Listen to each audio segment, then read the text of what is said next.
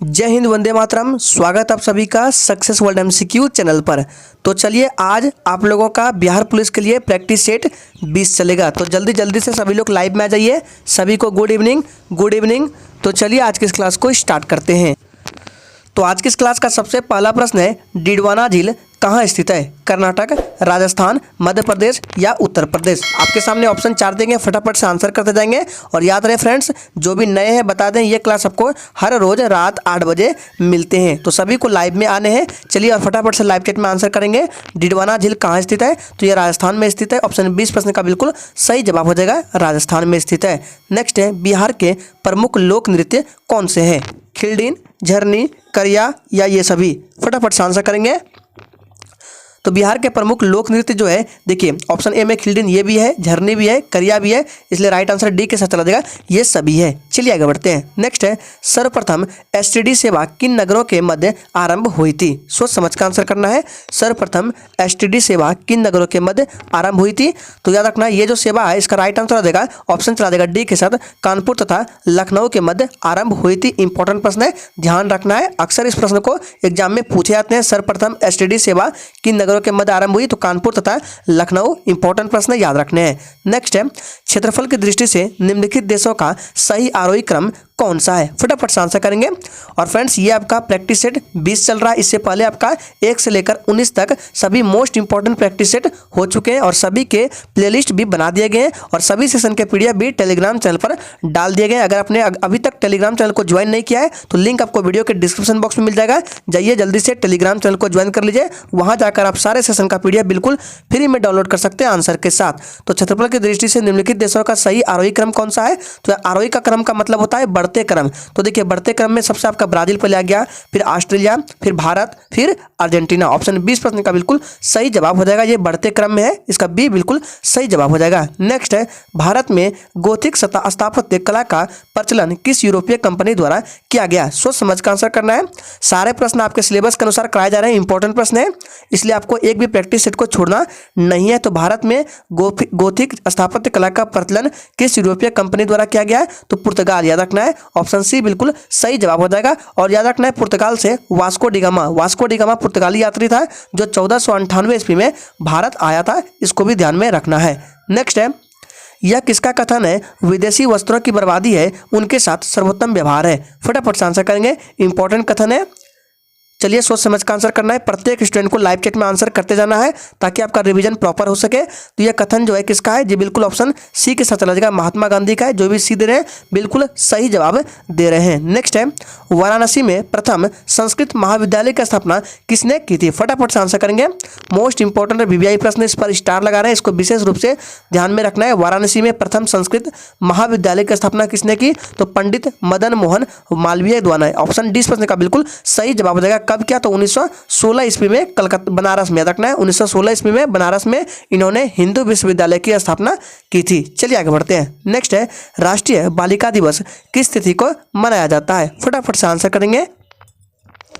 राष्ट्रीय बालिका दिवस किस तिथि को मनाया जाता है? इसका सही जवाब है 24 जनवरी को राष्ट्रीय बालिका दिवस मनाया जाता है। 8 मार्च को अंतर्राष्ट्रीय महिला दिवस, 11 अक्टूबर को राष्ट्रीय बालिका दिवस। याद रखना है, राष्ट्रीय बालिका दिवस 24 जनवरी को और 11 अक्टूबर को अंतर्राष्ट्रीय बालिका दिवस, दोनों को याद रखना है, राष्ट्रीय बालिका दिवस और अंतर्राष्ट्रीय बालिका दिवस। और 12 जनवरी को क्या होता है? तो युवा दिवस मनाया जाता है, राष्ट्रीय युवा दिवस। नेक्स्ट है, आजाद पट्टन और कोहला परियोजना के निर्माण को लेकर किन 2 देशों के मध्य हस्ताक्षर हुए हैं? चलिए आंसर करेंगे। सोच समझ कर आंसर करना है। सारे प्रश्न इंपॉर्टेंट है और सिलेक्टेड लिए गए हैं। तो इसका राइट आंसर आ जाएगा चीन और पाकिस्तान। ऑप्शन डी बिल्कुल सही जवाब हो जाएगा। चलिए आगे बढ़ते हैं। नेक्स्ट है, पहला लोकपाल विधेयक भारत की संसद में कब पेश किया गया था? इंपॉर्टेंट प्रश्न है, आंसर करेंगे। और फ्रेंड्स, अगर आपको किसी भी प्रश्न में थोड़ा भी डाउट होता है तो तुरंत आप कमेंट करके पूछ सकते हैं, आपको रिप्लाई तुरंत दिया जाएगा। तो पहला लोकपाल विधेयक भारत की संसद में कब पेश किया गया था? तो इसका सही जवाब है मई 1968 में। याद रखना है, मई 1968 में। ऑप्शन बी बिल्कुल सही जवाब हो जाएगा। चलिए इसी के साथ आगे बढ़ते हैं। नेक्स्ट क्वेश्चन है, यूरोपीय अंतरिक्ष एजेंसी का मुख्यालय कहाँ स्थित है? मोस्ट इंपॉर्टेंट है, वीवीआई प्रश्न है आपके एग्जाम के लिए।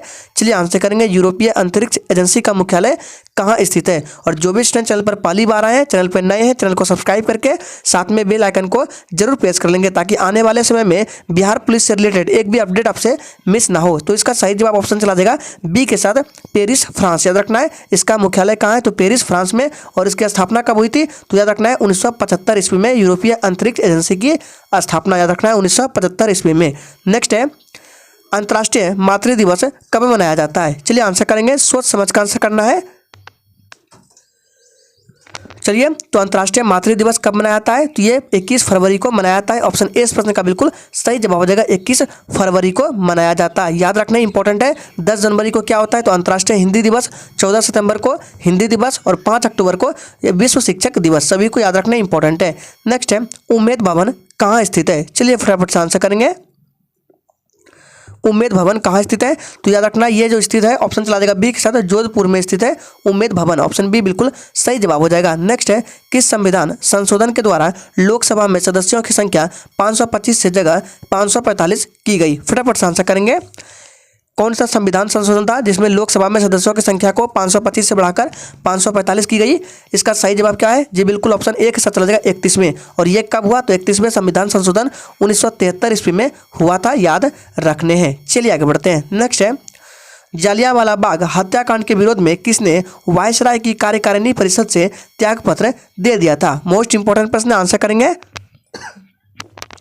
चलिए, तो किसने दिया था, इसका राइट आंसर क्या हो जाएगा, जी बिल्कुल ऑप्शन सी के साथ चला जाएगा, सर क्या हो जाएगा, sir Shankaran Nair. Option C बिल्कुल सही जवाब हो जाएगा। और याद रखना है, जालियांवाला बाग हत्याकांड कब हुआ था, तो 13 अप्रैल 1919 में। चलिए यहाँ से कुछ इंपॉर्टेंट प्रश्न को बता देते हैं। तो इसी के विरोध में, याद रखना है, इसी के विरोध में जमुना लाल, ऑप्शन ए में जो दिख रहा है आपको, जमुना लाल बजाज ने राय बहादुर की उपाधि लौटा दी थी। और रविंद्रनाथ टैगोर ने, याद रखिएगा, सर की उपाधि, यहाँ पे लिख रहे हैं रविंद्रनाथ टैगोर ने सर की उपाधि लौटा दी थी। और महात्मा गांधी ने, तो महात्मा गांधी ने केसर ए हिंद की उपाधि लौटा दी थी। सभी पॉइंट्स को याद रखने इंपॉर्टेंट है। चलिए इसी के साथ आगे बढ़ते हैं। नेक्स्ट क्वेश्चन है, जवाई परियोजना किस राज्य की परियोजना है? फटाफट से आंसर करेंगे, जवाई परियोजना किस राज्य की परियोजना है, तो याद रखना ये राजस्थान की परियोजना है। ऑप्शन सी बिल्कुल सही जवाब हो जाएगा, राजस्थान। नेक्स्ट है, मैनीटोलिन द्वीप कहाँ स्थित है? फटाफट से आंसर करेंगे, मैनीटोलिन द्वीप कहाँ स्थित है, तो याद रखना है ये द्वीप जो है, जो बच्चे एक उत्तर हैं बिल्कुल सही जवाब दे रहे हैं, कनाडा में स्थित है। ऑप्शन ए बिल्कुल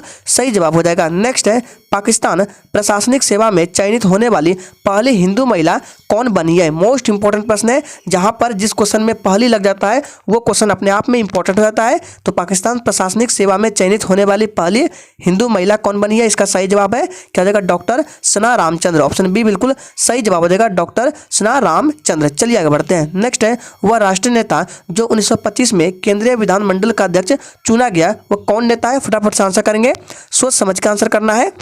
चलिए, तो इसका जो सही जवाब है ऑप्शन बी के साथ चला जाएगा, विट्ठल भाई पटेल। याद रखना है, विट्ठल भाई पटेल। नेक्स्ट है, फलों के मीठे स्वाद का कारण क्या है? चलिए आंसर करेंगे फटाफट से, प्रत्येक स्टूडेंट को लाइव चैट में आंसर करना है।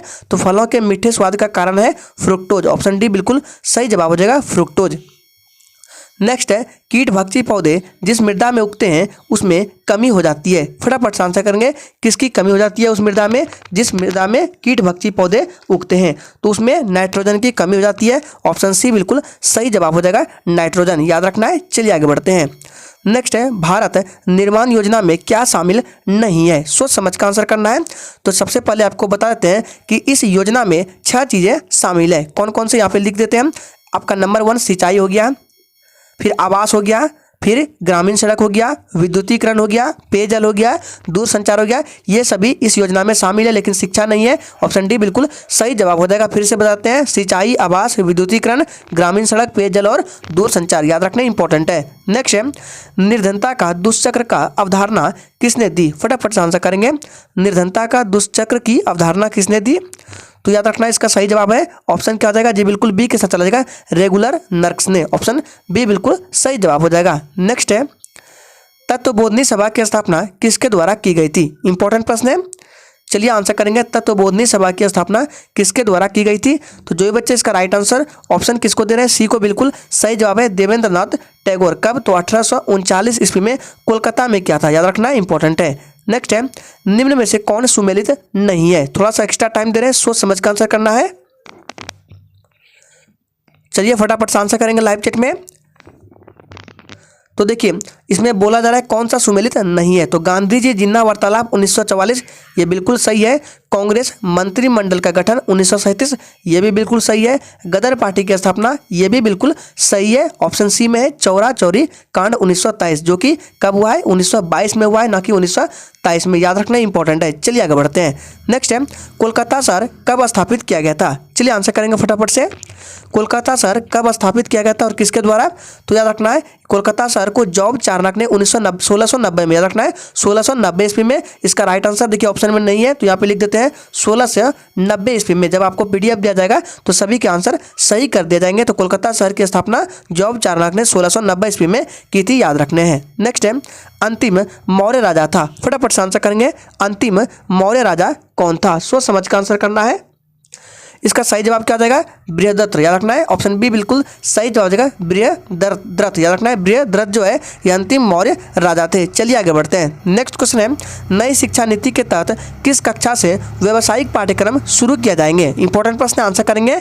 नई शिक्षा नीति के तहत किस कक्षा से व्यावसायिक पाठ्यक्रम शुरू किए जाएंगे? इसका सही जवाब है 6, याद रखना है 6ठी कक्षा से। ऑप्शन बी बिल्कुल सही जवाब हो जाएगा। चलिए आगे बढ़ते हैं। नेक्स्ट है, इनमें से कौन सुमेलित नहीं है? सही से क्वेश्चंस को पढ़िए और जिसने अभी तक चैनल को सब्सक्राइब नहीं किया चैनल को सब्सक्राइब कर लेंगे और सभी लोग दिल से एक बार सेशन को जरूर लाइक करेंगे। चलिए फटाफट से आंसर करेंगे, इनमें से कौन सुमेलित नहीं है? तो देखिए ओजार्क के पठार ये यूएसए में है, इसका राइट आंसर बिल्कुल सही है, यूएसए में है। शान की पठार तुर्की, ये तुर्की में नहीं है, याद रखना है। शान की पठार जो है ये म्यांमार में है, ना कि तुर्की में। मेसेटा पठार स्पेन सही है। चियापास पठार मैक्सिको बिल्कुल सही है, याद रखना है। तुर्की नहीं होगा, यहाँ पे क्या होगा? म्यांमार होगा। नेक्स्ट है, निम्नांकित स्थानीय पवनों में से कौन गर्म पवन है? चलिए आंसर करेंगे। तो याद रखिएगा इसका राइट आंसर क्या आ जाएगा? तो 30 का राइट आंसर ऑप्शन चला जाएगा सी के साथ, ब्लैक रोलर। ये उत्तरी अमेरिका का है ब्लैक रोलर जो कि गर्म पवन है, याद रखने। और फ्रेंड्स अगर आपको किसी भी पूछना कोई भी चीज़ पूछना है क्वेश्चन से रिलेटेड तो आप कमेंट बॉक्स में पूछ सकते हैं, आपको रिप्लाई तुरंत दिया जाएगा। नेक्स्ट है, निम्नांकित में से कौन देश का प्रथम सबसे बड़ा कंप्यूटराइज्ड एवं निगमित बंदरगाह है? चलिए आंसर करेंगे। इंपॉर्टेंट प्रश्न है, कंप्यूटराइज्ड एवं निगमित बंदरगाह कौन सा है? तो याद रखना ये तमिलनाडु का एन्नोर बंदरगाह है। बी बिल्कुल सही जवाब हो जाएगा, तमिलनाडु का एन्नोर बंदरगाह। नेक्स्ट है, भारतीय पर्यटन के स्वर्णिम त्रिभुज में सम्मिलित शहर कौन कौन से? चलिए आंसर करेंगे। देखिए यहाँ पे चतुर्भुज हो गया, त्रिभुज कर लीजिएगा, पीडीएफ में सुधार कर दिया जाएगा। तो भारतीय पर्यटन के स्वर्णिम त्रिभुज में सम्मिलित शहर कौन कौन से हैं? तो आगरा है, दिल्ली है तथा जोधपुर है। ऑप्शन ए इस प्रश्न का बिल्कुल सही जवाब हो जाएगा। नेक्स्ट क्वेश्चन है, तामसिन जलप्रपात किस नदी की धारा से बनी है? फटाफट से आंसर करेंगे। चलिए और जिसने अभी तक सेशन को लाइक नहीं किया फटाक से सेशन को लाइक करेंगे। चलिए फटाफट से लाइक करेंगे और सभी लोग सेशन के खत्म होते ही अपने दोस्तों के साथ जरूर शेयर करेंगे। तो तामसिन जलप्रपात किस नदी की धारा से बनी है? तो महाने नदी, याद रखना है महाने नदी की धारा से बनी है तामसिन जलप्रपात। नेक्स्ट क्वेश्चन है, निम्नलिखित करों में से कौन सा कर ग्राम पंचायतों द्वारा लगाया जाता है? सोच समझ कर आंसर करना है। निम्नलिखित करों में से कौन सा कर ग्राम पंचायत द्वारा लगाया जाता है? चलिए तो इसका सही जवाब जो ही बच्चे ऑप्शन सी को दे रहे हैं बिल्कुल सही जवाब दे रहे हैं, स्थानीय मेलों पर कर, याद रखना है ये ग्राम पंचायतों द्वारा लगाया जाता है। बिक्री कर और भू राजस्व कर ये राज्य सरकार द्वारा वसूला जाता है, याद रखना है। नेक्स्ट है, भारत में नगरीय क्षेत्रों में बीपीएल परिवारों की पहचान के लिए निम्नलिखित में से कौन सी समिति गठित की गई थी? फटाफट से आंसर करेंगे।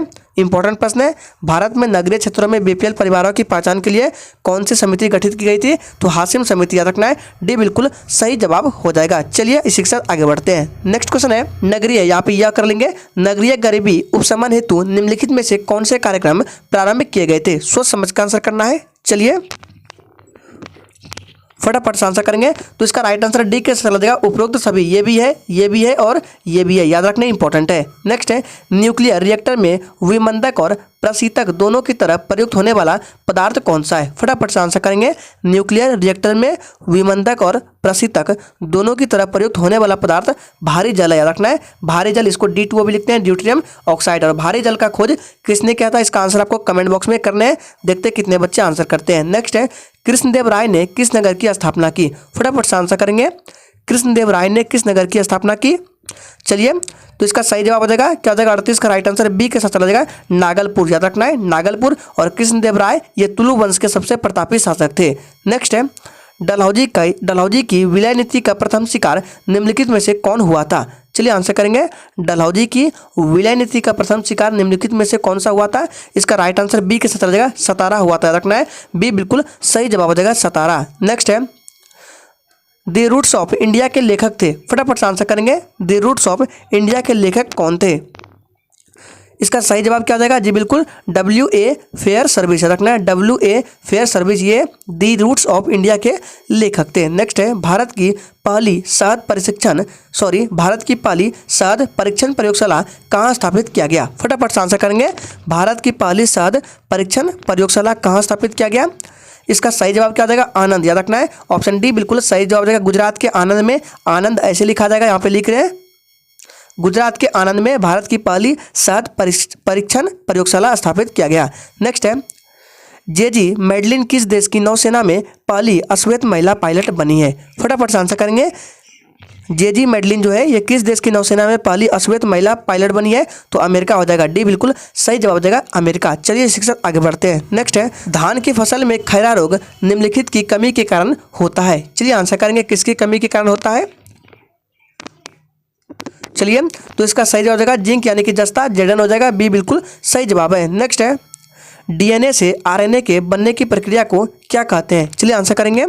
डीएनए से आरएनए के बनने की प्रक्रिया को क्या कहते हैं? तो ट्रांसक्रिप्शन कहते हैं, डी बिल्कुल सही जवाब हो जाएगा। याद रखना है डीएनए मुख्यतः केंद्रक में पाया जाता है और आरएनए जो है ये केंद्रक और कोशिका द्रव दोनों में पाया जाता है। नेक्स्ट है, निम्नलिखित में से किस गवर्नर जनरल ने सिंध का ब्रिटिश भारत में विलय किया था? इंपॉर्टेंट प्रश्न, आंसर करेंगे। चलिए सोच समझ का आंसर करना है। तो इसका सही जवाब क्या आ जाएगा? जी बिल्कुल सी के साथ आ जाएगा, लॉर्ड एलन बरो। यहाँ पे ट लिखा गया, क्या होगा? लॉर्ड एलन बरो। जब आपको पीडीएफ दिया जाएगा, फिर से बोल रहे हैं, सभी क्वेश्चन सुधार दिए जाएंगे। तो इसका राइट आंसर हो जाएगा लॉर्ड एलन बरो। चलिए आगे बढ़ते हैं। और कब क्या था? तो 1843 ईस्वी में, याद रखने हैं। नेक्स्ट क्वेश्चन है, अखिल भारतीय किसान सभा की स्थापना हुई थी। फटाफट से आंसर करेंगे। चलिए सोच समझ का आंसर करना है। अखिल भारतीय किसान सभा की स्थापना हुई थी, तो इसका राइट आंसर चला जाएगा किसके साथ? जी बिल्कुल 46 का सी के साथ चला जाएगा। क्या जाएगा? लखनऊ 1936 में। याद रखना है लखनऊ 1936 में। और अध्यक्ष कौन थे? तो स्वामी सहजानंद सरस्वती थे, याद रखने हैं। नेक्स्ट है, गौतम बुद्ध की समकालीन निम्नलिखित में से किस महिला को सर्वसम्मति से स्त्री रत्न घोषित किया गया था? चलिए आंसर करेंगे। सोच समझ का आंसर करना है, फटाफट से आंसर करेंगे। तो इसका सही जवाब क्या आ जाएगा? जी बिल्कुल अम्रपाली, ए बिल्कुल सही जवाब हो जाएगा। चलिए आगे बढ़ते हैं। नेक्स्ट है, देवबंद आंदोलन उत्तर प्रदेश में किस वर्ष प्रारंभ हुआ था? चलिए आंसर करेंगे। देवबंद आंदोलन उत्तर प्रदेश में किस वर्ष प्रारंभ हुआ था? इसका सही जवाब चला जाएगा डी के साथ, 1866 ईस्वी में। नेक्स्ट है, संविधान के किस भाग में पंचायती राज व्यवस्था संबंधी प्रावधान किए गए हैं? मोस्ट इंपॉर्टेंट वीवीआई प्रश्न है, फटाफट से आंसर करेंगे।